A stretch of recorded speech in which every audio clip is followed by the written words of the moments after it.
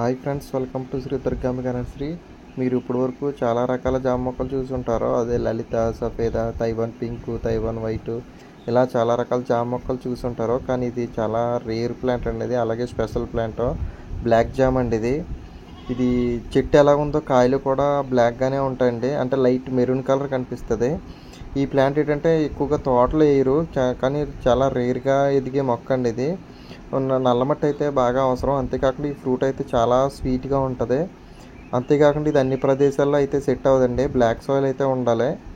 అంతేకాకుండా దీనికి వాటర్ అయితే ఫుల్గా ఉండాలి, అన్నీ పర్ఫెక్ట్. ఈ జామలో అయితే సి విటమిన్ అయితే ఎక్కువగా ఉంటుంది. దానివల్ల ఇది మార్కెట్లో కూడా చాలా రేర్గా దొరుకుతాయండి. ఈ ఫ్రూట్స్ ఎక్కువగా ఉండవు, మెయింటెనెన్స్ కూడా చాలా తక్కువ అండి. అన్ని ప్లాంట్స్కి వేసినట్టే నార్మల్గా ఫెర్టిలైజర్ యూస్ అయితే సరిపోద్ది.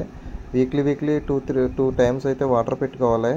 బ్లాక్ సాయిల్ ఉంటే మరీ మంచిదండి, ఫ్రూటింగ్ టేస్ట్ వస్తుంది.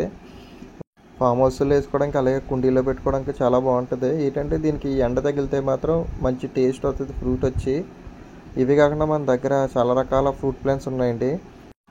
కావాల్సిన వారు డిస్ప్లే మీద నెంబర్ ఇస్తాను, కాంటాక్ట్ అవ్వండి. వీడియో నచ్చితే లైక్ చేయండి, షేర్ చేయండి, తప్పకుండా సబ్స్క్రైబ్ చేయండి. Thank you.